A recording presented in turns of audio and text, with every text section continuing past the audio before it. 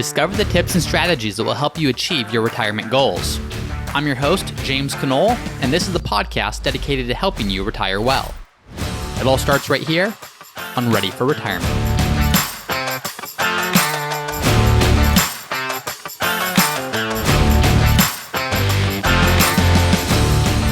Hi everyone, and welcome to another episode of Ready for Retirement. I'm your host, James Knoll. And before we dive into today's episode, I wanted to give a quick shout out and a thank you to everyone that has been leaving reviews on Apple. I know that Google and Spotify don't really allow you to leave reviews, but for those of you listening on Apple Podcasts, thank you for doing so. If you have not already done so, I always appreciate it. And just wanted to highlight one of the recent reviews that came in that says, I listen to every major retirement podcast, roughly 15 or so weekly, and this one is among the very best. Simple, easy advice for the entire gamut of investors, novice to expert. Great show. That is from USAF Perio. Thank you very much for that feedback. So just wanted to say thank you before diving into everyone who is leaving reviews. If you've not already done so, please do that. If you're enjoying the show, it means a lot to me. It allows more people to find the show, and I really appreciate that. So with that being said, I want to jump into today's episode. And for today, we actually have a listener question that we're going to be going through. And here's the question from the listener. It says, good morning. Some background on us, we live in California, and we have a portfolio valued at $3.25 million with another $600,000 in lump sum contributions coming in the next 2 years. We are looking at a $10,000 per month income stream for retirement. Social Security will be deferred for 66 for my wife and until 67, maybe 70 for me. Distributions are set to begin in August. I have a question. We have a $163,000 mortgage, which we pay $900 per month on, and the interest rate is 3.35%. I'm 59 years old and have been retired since 56, and my wife is 62 and will be retiring this July. Would it be better to pay it off or let the $163,000 work in our portfolio over the next 21 years? One of the arguments to leave it is that a 6% return will pay for it and allow for continued growth. Our counter to that is, number one, there's no guarantee of that return over the next 21 years. Number two, we are still going to be paying the principal and interest for the next 21 years. 3, by paying it off, we will save $900 per month on our income streams. 4, that $900 can now grow in the portfolio. And number 5, what is a guaranteed savings and interest versus the historical potential return if we leave it? Listening to your podcast on carrying a small mortgage into retirement is what prompted all of this debate. Thank you for the question. And the gist of it is essentially, should I take funds that I have and use those to pay off my mortgage, or should I let those funds stay invested? Listener's name is Jose. Jose, you said that this was prompted by listening to episode number 8 that was called, Should I Take a Small Mortgage into Retirement? So if that's a question that you have as we go through this, reference episode number 8, Should I Take a Small Mortgage into Retirement? But let's jump into this. So the crux of the question, what do I do with assets? Pay off mortgage or invest? Now, let's go over what we do now. Number one, we know the mortgage balance is $163,000, and we know that the minimum payment is $900 per month. We also know the interest rate is 3.35%. So let's just do a simple analysis. And this type of simple analysis is where most financial projections would start and end. So let's just use this as a starting point, and then we'll jump into some more details as well. But let's look at both scenarios. Number one, you have assets in your portfolio, and you could take $163,000 of those assets, either from cash or from investments, and you could pay off the mortgage. The second option is you could leave all of your money fully invested, and instead of paying out the mortgage as a lump sum, you just pay $900 per month, and over the next 21 years, that mortgage will gradually be paid down until it is fully paid off. So how do we compare these two? Well, let's just look at it. If you just paid your $900 per month for the next 21 years, you would have ended up paying $227,000 over the next 21 years. If you just look at mortgage amortization schedule, you pay $227,000 over the next 21 years. What does that look like? Well, $163,000 of that, of course, is just paying off the mortgage. That's the principal balance. And so $163,000 of that goes to pay off the principal. The other $64,000 on top of that, though, is mortgage, or is interest. It's interest that you're paying on your mortgage. So you pay $227,000, $163,000 that principal, $64,000 of it is interest. So right there, what we can see is if you have $163,000 laying around, if you paid off the mortgage, that's going to save you $64,000 of interest over the next 21 years. So that's a decent chunk of change. That's one option. The other option, though, is we need to take a look at what if instead of taking that $163,000 and paying off the mortgage, what if you invested that? What would the future value of that be So we have a point to compare it to, our reference point. So if you invested $163,000 and you grew it at 6%, which is, Jose, the number that you used in this example here, and if you did that for 21 years, you would end up with about $554,000 in 21 years.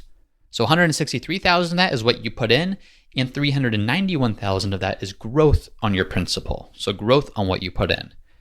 So from a very simple analysis, paying off the mortgage now saves you $64,000 in interest that you would pay over the course of the next 21 years.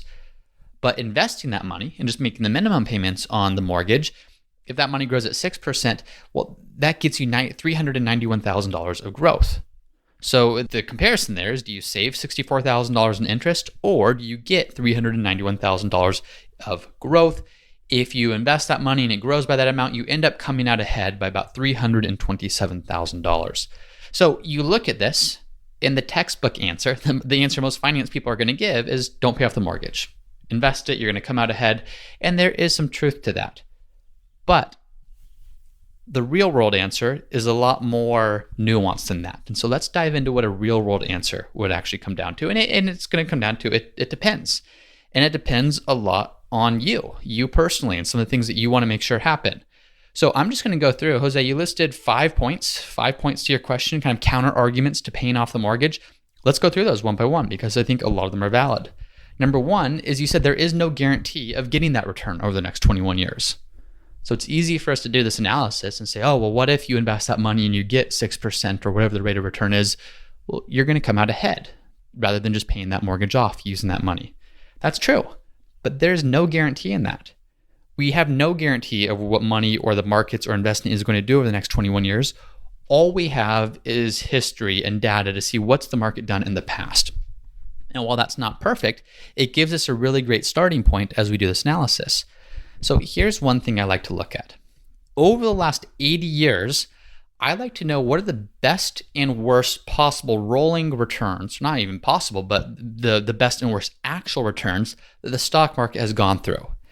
So if we look at the S&P 500 and use that as a proxy for the stock market, so the largest companies in America, well, over any given 1 year time period, the best it's ever done is it returned 61% from May of 1942 until May of the following year. So it had a 1 year return of 61%. The worst year it's ever had it was down 43% from March of 2008 until March of the following year. So over any given year, there's a huge discrepancy or a huge range of potential outcomes. You could be up 61% or down 43%. If history is any guide in terms of what we can expect going forward over the next 80 years, this is looking at the past 80 years of data. Now, if you go back 10 years, if you look at all rolling 10-year time periods, what you see now is the best annualized return, the best 10-year average return was the market was up 21% per year for 10 years in a row on average, starting in June of 1949. The worst ever 10-year experience it had was it was down about 3.5%. So down 3.5% per year for 10 years in a row, starting in March of 1999 until March of 2009. So what was happening there is you were investing at the top of the market right before the dot-com bubble burst. The bubble burst, then 9/11 happened, then the market recovered, then the housing crisis happened, and then the market recovered. But overall, you lost almost 3.5% for 10 years in a row. Now, if we compare that to the 1 year return, with the best case being up 61% and the worst case being down 43%, you see that range of outcomes has narrowed, but there's still potential to have a negative outcome. Now, what happens when we extend that to 20 years? If you extend that to 20 years, then the best 20-year return the stock market has ever generated, the US S&P 500 stock market, was it averaged an 18% per year annualized growth rate from April of 1980 until April of 2000. So it averaged 18% per year, which if you do that for 20 years, that's going to make you a whole lot of money. Now, that's not what we're concerned about. We're not concerned about what's the best case. We're concerned about what's the worst case. What if we do this and we don't get what we want to get out of it? Well, the worst 20-year time period, and again, this is only looking at the past 80 years, but over the past 80 years, the worst 20-year return the S&P's generated is about 4.8% per year.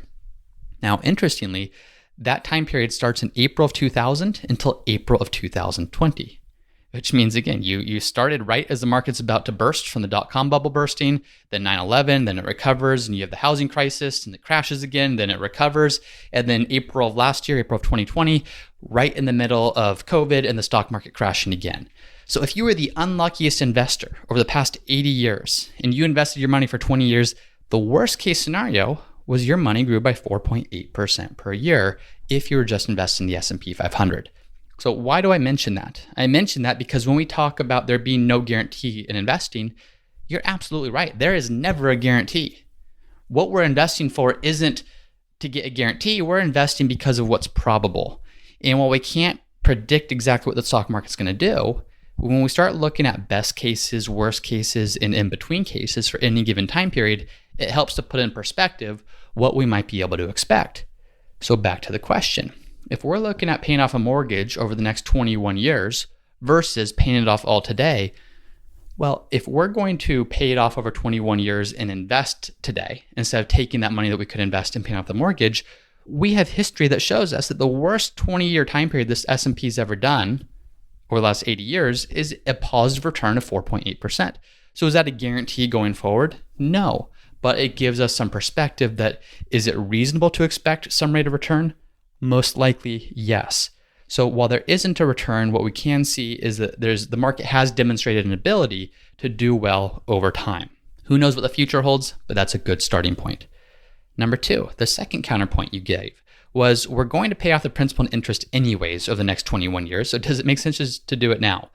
Yeah, you are going to pay it off regardless. None of these scenarios avoids, of course, paying off the principal and interest of the loan. That's going to happen. The main question, what this ultimately comes down to, is just opportunity cost. We all have finite resources in terms of the dollars that we have. And what's the best use of each of those dollars? Is it paying down debt or investing? Paying down debt, of course, it has benefits. It's going to reduce your monthly expenses. It's going to free up $900 per month to do something else with, which could include investing. It's probably going to give you a lot of peace of mind to knowing your mortgage is paid off. Those are the benefits. Now, the opportunity cost is you no longer have $163,000 of assets that could be invested in growing with the stock market or investing or growing with whatever the investment is. Now, on the flip side, there's opportunity costs with investing the $163,000. That's money that you can't do something with today, including pay off the mortgage. So it's not about, I'm going to pay it anyway, so might as well do it now or might as well do it over the next 21 years. It's really about the opportunity cost of each decision that you're making. Now, the third counterpoint, by paying it off now, we will save $900 per month, and that's $900 that can now grow in the portfolio. So yes, this is a great point as well, kind of an in-between scenario. We started the episode by saying, assuming that you have $163,000 in cash or in investments, and assuming you have $163,000 on the mortgage, we looked at an either-or scenario of do you either pay off the mortgage or leave that money fully invested and see what it grows to. What you're referring to here is kind of an in-between scenario. What if you were to take that $163,000 and pay off the mortgage, but didn't just stop there, but you then redirected the $900 per month of payments you were making into investments? So now that the mortgage is paid off, take the money that was going to pay the mortgage and invest that money instead. That is definitely a great scenario to consider as well. Here's how that works out. If you take that $900 per month that was previously going to the mortgage, and now you're investing it into something that's growing at 6% per year because your mortgage is now gone, well, that $900 per month invested for 21 years, growing at 6% per year, would grow to $432,000. So a pretty decent sum. Now, keep in mind, if you just invested the money from the beginning, so if you just kept that $163,000 invested and it grew at 6% per year, you ended up with $554,000. So you now have $432,000, which is about $122,000 fewer dollars than you would have. But it's a nice in-between scenario. It kind of accomplishes two of your goals. It gets the mortgage paid off right away, and then it helps you build up that money. So it's not just paying off the mortgage and then spending that and essentially depleting that, but you're using the $900 to invest back into your portfolio and growing it back, not to what it would have been had you just invested the money right off the bat, but to something more than if you just paid off the mortgage and were just satisfied with that. Now, the fourth counterpoint that you provided is what's the guaranteed savings and interest versus the historical potential return if we leave it? So this comes back to the opportunity cost again. If we pay down the mortgage, there is a guaranteed rate of return that you're going to get. By not paying the bank 3.35% interest or whatever any interest rate on your debt is, that is a guaranteed rate of return. That is money you are guaranteed to have to pay to the bank if you don't pay off your mortgage right now. So by doing this, by taking $163,000 and paying off the mortgage, you are getting a guaranteed interest savings of $64,000. Now, what's the guarantee that you're going to get when you invest that money? What guaranteed rate of return are you going to get if you were to invest? Well, nothing. There's really no guaranteed rate of return. Now, you can go to your bank, you can get a CD, and there's going to be a guaranteed interest rate for that. But that interest rate is going to be very, very small, much less than what we're looking at here in terms of the guaranteed savings on your mortgage. So if it comes down to guarantees versus potential, one aspect of this is just your comfort level with risk. What would you call your risk tolerance, your comfort level as an investor? If you are looking for guarantees, well, maybe the best possible thing you could do is pay off a mortgage. You are getting a guarantee that's going to be hard to come by anywhere else. But if you're more looking for what's the best return on my investment, you can look at historical potential returns. We can see what history has shown us different types of investments have grown at in the past. And if you're comfortable accepting a probable rate of return, but that's not a guaranteed rate of return, that's where you could probably do better if you didn't pay off the mortgage, but you're certainly not going to have a guarantee. So that's where understanding yourself comes into play, of what makes you feel more comfortable, what gives you more peace of mind, because there is no guarantee in investing. There is a probability that you'll get a better rate of return, but it's certainly not a guarantee. Now, another consideration that, Jose, you didn't ask, but that I would add to this is, are you okay with debt? Some people, they just don't like debt. They don't want car payments. They don't want credit cards. They don't want mortgage. And if that's you, great, pay it off. Other people are totally fine with debt. They're totally fine with having a mortgage. They're totally fine with having a mortgage payment. And as soon as assuming it's not an unreasonable amount, or assuming the interest rate isn't too high, then they're fine with it. So I would say there's a lot of feelings we have about debt that also need to go into this. So what you'll quickly start to see is this seems like a simple decision. Should I pay off the mortgage or should I invest? And at the surface level, it is simple, but there's a whole bunch of different considerations that you need to take into account as you make this decision. So my thoughts are this, and I'll say very clearly, just like with any episode, this is for educational purposes only. This is for hypothetical or illustrative purposes only. Nothing should ever be construed as a specific recommendation. I, of course, don't know anyone's specific circumstances, but my general thoughts are, I don't think it matters that much. And I say that fully respectfully. I don't mean that in a sense that this isn't an important decision. It is, but I would probably say, which one are you leaning towards? Paying off the debt or investing? And whatever you are leaning towards, whatever would make you feel better, I would probably say go with that. And that probably seems odd. You say, okay, well, you're a financial planner. Financial planners are supposed to tell us what to do with our money and don't let us just do whatever we want, because sometimes what we want isn't a good thing. Well, here's why I'm saying this. In finances, like in life, there are big decisions and then there are little decisions. And we only have so much energy and mental bandwidth to go around to address all of that. So how do we quickly analyze each decision to see if it's a big decision or a little decision? And I'm not going to say this is a little decision, because paying off a mortgage is not a little decision. Investing $163,000 is not a little decision. But relative to everything else you have going on, from what I can tell from this question, it's a relatively small decision. I can already tell that you've done a great job of saving and investing. The amount that you said that you have in your retirement accounts and the other amounts that are coming in, it seems to be enough to fully cover the income needs that you stated that you have. Of course, don't know your investments. I don't know anything about your personal risk profile or anything like that. But what it tells me is you're in a good position to be able to meet all of your income needs. And it's not a matter of, am I going to run out of money or not? This question that you're asking isn't what's the good decision and what's the bad decision. It's they're both good. So it's good versus better, not good versus bad. You have enough assets now, and you have more to come with the lump sum that you mentioned coming in, that you're not going to be dependent upon. Your retirement's not contingent upon, did you make the right decision between paying off your mortgage or keeping that money invested? Both are positive momentum things. Both are adding value to what you're doing. So while your typical financial person, I think, would probably say, why on earth would you pay off your mortgage when you can invest that money? And there's some truth to that. My bigger thing would be, what's going to make you feel better? The goal of money isn't to accumulate as much as possible. It's not just to see how much can I have when I'm 90 or 100 or whatever it is. It's to do the things that give you peace of mind and that make you feel better along the way. So when I say it doesn't matter, when I say whatever you feel like, it's not meant to be a flippant conversation or a flippant comment. It's meant to say you're in a strong position from what I can tell. You've done the right things along the way. This decision should be more about maximizing peace of mind and more about maximizing what's going to make you feel better, because it looks like you're going to be okay either way. We kind of fleshed out the pros and cons for each. Financially, it probably would be better If you knew that you're going to get 6% per year rate of return or something higher, it would probably be better not to pay off your mortgage and to invest that money instead, purely from a financial standpoint. But what you also have to look at is the emotional side, the peace of mind side, the what works better for you and your family side. And if those sides of the equation, if those parts of the question are tilting towards paying off the mortgage, even though it might not be the best, quote unquote, the best thing financially, it still makes sense to do so.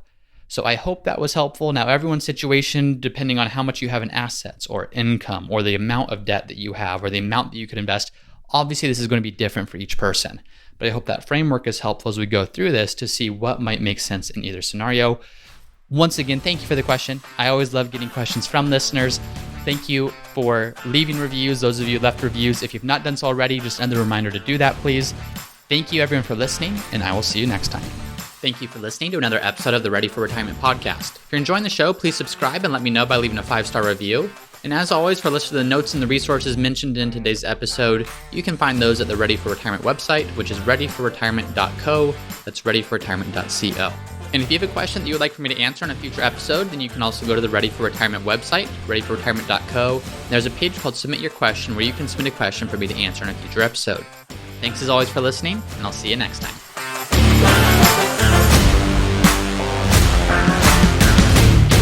Hey everyone, it's me again for the disclaimer. Please be smart about this. Before doing anything, please be sure to consult with your tax planner or financial planner. Nothing in this podcast should be construed as investment, tax, legal, or other financial advice. It is for